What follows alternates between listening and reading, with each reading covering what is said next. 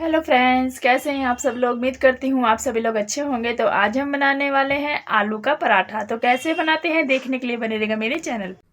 सर्दियों का सीजन यानी तरह तरह के पराठों का सीजन। और इन पराठों का राजा है आलू का पराठा। भले ही हम कितने भी तरह के पराठे खाएं, लेकिन आलू का पराठा खाने में सबसे ज़्यादा पसंद किया जाता है। तो आज मैं आपसे आलू के पराठे बनाने की एक नई रेसिपी शेयर करने जा रही हूँ, जिससे पराठे और भी ज़्यादा टेस्टी बनेंगे। और इस तरीके से बनाए गए पराठे फटेंगे भी नहीं और फूले फूले बनेंगे। तो क्या है इन पराठों का राज, देखें इस वीडियो में। आलू के पराठे बनाने के लिए सबसे पहले हम आटा लगाकर तैयार करेंगे। तो इसके लिए एक मिक्सिंग बोल के अंदर लेंगे 2 कप गेहूं का आटा और इसमें डालेंगे आधा छोटा चम्मच नमक। पहले अच्छे से मिक्स करेंगे आटे में नमक को और फिर पानी डालते हुए इसका सॉफ्ट आटा लगाकर तैयार करेंगे। मैं इस आटे के अंदर ना ही तेल का इस्तेमाल कर रही हूँ, ना ही घी का और ना ही अजवाइन डाल रही हूँ। लेकिन यदि आपको अजवाइन का फ्लेवर पसंद है तो आप डाल सकते हैं, और घी तेल वगैरह कुछ भी डालने की इसमें ज़रूरत नहीं है। बस सॉफ्ट आटा लगाकर तैयार करें, ताकि जब हम स्टफिंग पराठे में भरें तो पराठे फटे नहीं। तो आप देख सकते हैं बढ़िया सॉफ्ट आटा लगकर तैयार है। अब इसे हम रेस्टिंग टाइम देंगे। तो आटे को 5 से 10 मिनट कवर करके रख देते हैं, तब तक हम स्टफिंग तैयार कर लेते हैं। तो इसके लिए एक कढ़ाई के अंदर 1 से 2 चम्मच तेल गरम करेंगे। तेल के गर्म होते ही सबसे पहले इसके अंदर 1 छोटी चम्मच साबुत धनिया को इस तरह क्रश करते हुए ऐड करेंगे। तो इससे पराठों की स्टफिंग का टेस्ट बहुत ही अच्छा आएगा। साथ ही 1 छोटी चम्मच जीरा ऐड करके दोनों चीज़ों को अच्छा क्रिस्पी होने तक पका लेते हैं। तो जीरा और साबुत धनिया काफ़ी अच्छे से पक चुके हैं, अच्छी खुशबू इसमें से आने लगी है। तो अब इसके अंदर सबसे पहले हम डालेंगे प्याज। यदि आप प्याज नहीं खाते हैं तो प्याज को स्किप कर सकते हैं। मैंने एक मीडियम साइज का थोड़ा मोटा कटा हुआ ही प्याज लिया है। साथ ही ली है 1 से 2 बारीक कटी हुई हरी मिर्च और 1 बड़ी चम्मच लेंगे अदरक और लहसुन। तो फ्रेश अदरक लहसुन को इस तरह मैंने क्रश करके ले लिया है। अब कुछ सेकंड के लिए सारी चीज़ों को पका लेते हैं। ज़्यादा ब्राउन इन्हें नहीं करना है। प्याज में हल्का क्रंचीनेस रखें ताकि स्टफिंग खाने में अच्छी लगे। अब गैस का फ्लेम ऑफ करके इसमें कुछ सूखे पाउडर मसाले डालेंगे, जिसमें लेंगे 1.5 छोटा चम्मच धनिया पाउडर, 1/4 छोटा चम्मच हल्दी पाउडर, 1 छोटी चम्मच लाल मिर्च का पाउडर, 1 छोटी चम्मच अमचूर का पाउडर। और बस अब मसालों को हम कुछ सेकंड के लिए पका लेते हैं। गैस का फ्लेम ऑफ कर दिया था, इससे मसाले जलेंगे नहीं और अच्छे से पक भी जाएंगे। तो ये मसाले काफ़ी अच्छे से पक गए हैं। तो अब लेंगे उबले हुए आलू। तो मैंने 6 मीडियम साइज़ के उबले हुए आलू लिए हैं। आलूओं को अच्छे से उबालना है, इनमें कच्चापन नहीं रहना चाहिए। अच्छे सॉफ्ट उबले हुए आलू हमें चाहिए। तो अब एक एक करके आलू हम इसमें डालेंगे और एक मैशर की सहायता से ऐसे मैश कर लेंगे। आप चाहें तो कद्दूकस की सहायता से आलू को कद्दूकस करके भी ले सकते हैं। तो जब मैशर का इस्तेमाल करेंगे तब भी इसमें कोई बड़े टुकड़े आलूओं के नहीं रहेंगे, क्योंकि यदि स्टफिंग में ज़्यादा बड़े टुकड़े आलू के रह जाते हैं तो पराठे फटने लगते हैं। तो इस तरह सारे आलूओं को मैंने कढ़ाई के अंदर ही अच्छे से मैश कर लिया है। और मैश होने के साथ साथ ये मसालों के अंदर काफ़ी अच्छे से मिक्स भी हो जाएगा। गैस का फ्लेम अब तक ऑफ था और अब हम गैस का फ्लेम ऑन कर देंगे। अब इस स्टफिंग को हम आधा 1 मिनट और पका लेते हैं। इसके साथ ही हम इसमें स्वाद के अनुसार नमक और आधा छोटा चम्मच गरम मसाला भी ऐड कर लेंगे। तो ये भी साथ में ही मिक्स हो जाएंगे। तो दोबारा से हम मैशर से ही इसे मिक्स और मैश करते जाएंगे। तो ये हमारी बढ़िया स्टफिंग बनकर तैयार है। गैस का फ्लेम ऑफ कर देंगे और लास्ट में डालेंगे इसमें कुछ बारीक कटी हुई धनिया की पत्ती। धनिया की पत्ती को भी स्टफिंग में अच्छे से मिक्स कर लेते हैं। तो जो कच्ची स्टफिंग हम इस्तेमाल करते हैं आलू के पराठे में, उसके बजाय यदि इस तरह से पकाकर स्टफिंग को आप इस्तेमाल करेंगे तो पराठे बहुत ही टेस्टी बनेंगे। स्टफिंग को ठंडा होने देते हैं और आटा भी रेस्ट ले चुका है। तो एक बार फिर इसे मसलकर थोड़ा सा स्मूथ बना लेते हैं। अब आटे में से एक लोई तोड़ेंगे।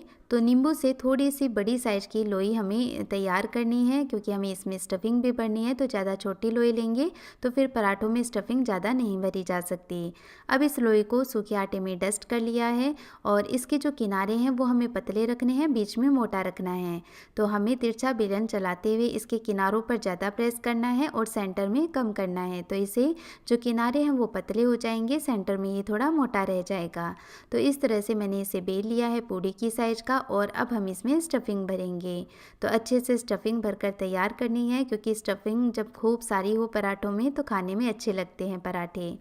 अब इसके किनारों पर इस तरह से सलवटें डालते हुए इसे ऊपर की ओर ले आएंगे। अब सारी सलवटें डालने के बाद इसे बीच में से हम प्रेस करते हुए थोड़ा सा ऊपर उठाते जाएंगे, तो इससे जो सलवटें हमने डाली हैं वो अच्छे से प्रेस होकर चिपक जाएंगी, तो पराठे खुलेंगे नहीं।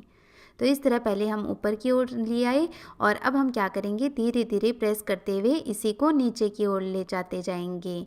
इस तरीके से जब हम पराठे भरते हैं तो बहुत ही आसानी से भरे जाते हैं और पराठे की शेप भी एकदम गोल आती है।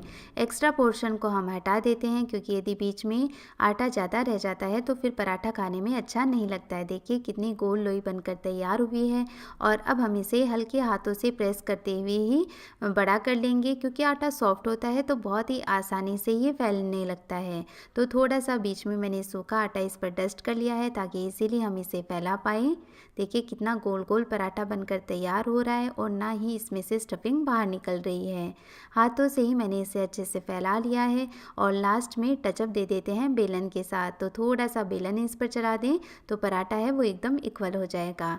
तो आप देख सकते हैं स्टफिंग कहीं से भी बाहर नहीं निकली है और बहुत ही सुंदर गोल पराठा बनकर तैयार हुआ है। आप अब ऊपर से नीचे से दोनों तरफ से देखेंगे तो कहीं से भी आपको लगेगा नहीं कि इसमें एक्स्ट्रा आटा है। तो बस अब हल्के गर्म तवे पर इस पराठे को डालेंगे और थोड़ी देर नीचे से सिकने देते हैं। हल्का सा ही इसे सेकेंगे और फिर पलट कर इसके ऊपर घी या तेल लगा देंगे और दोबारा इसे नीचे से थोड़ा सा सेकेंगे और पलट कर दोबारा इस पर घी लगाएंगे। तो अब आप देख सकते हैं जैसे ही हमने इस पर घी लगाया पराठा फूलना शुरू हो गया है। पराठे को हमेशा लो फ्लेम रखते हुए ही सेकें। जब एक पराठा सिक रहा हो तो साइड में आप दूसरा पराठा बेलकर तैयार कर लें, तो इससे समय भी बच जाएगा। पराठे धीरे धीरे सिकते हैं तब वो अच्छे बनते हैं और साथ में क्योंकि हम इस पर घी या तेल लगाते हैं तो यदि हम हाई फ्लेम पर इन्हें सेकेंगे तो वो घी और तेल तुरंत ही जलने लगता है। इससे पराठे का टेस्ट भी खराब हो जाता है। और ये देखिए मैंने पराठे को अलटते पलटते हुए लो फ्लेम पर सेक लिया है, तो कितने बढ़िया से ये सिक चुका है और बहुत ही सुंदर लग रहा है। अब मैं आपको पराठे भरने का एक नया तरीका बताती हूँ। ये बहुत ही आसान है, तो यदि आप किचन में नहीं हैं तो इस तरीके से पराठे भरकर तैयार कर सकते हैं। तो बस सेम वे में हम लोई को बेल कर तैयार कर लेंगे। तो लगभग पूरी की साइज का हम इसे बेल लेंगे। किनारे पतले रखने हैं, सेंटर में इसे मोटा रखना है। और अब हम एक कटोरी ले लेंगे। तो ये इस आकार की मैंने कटोरी ले ली है। इस रोटी को अब इस कटोरी में रखेंगे और नीचे की ओर प्रेस करेंगे। तो इस तरह बोल के अंदर एक गड्ढा सा बन जाएगा। इसमें बहुत ही इजीली हम स्टफिंग डाल सकते हैं। तो यदि आपसे उस तरह से हैंडल नहीं होता है स्टफिंग डालना तो इस तरीके से कटोरी की सहायता लेकर आप स्टफिंग इसमें भर सकते हैं। अब देखिए जो किनारे हैं वो ऊपर हैं, तो ऊपर की ओर से ही हम इसे पकड़ लेंगे।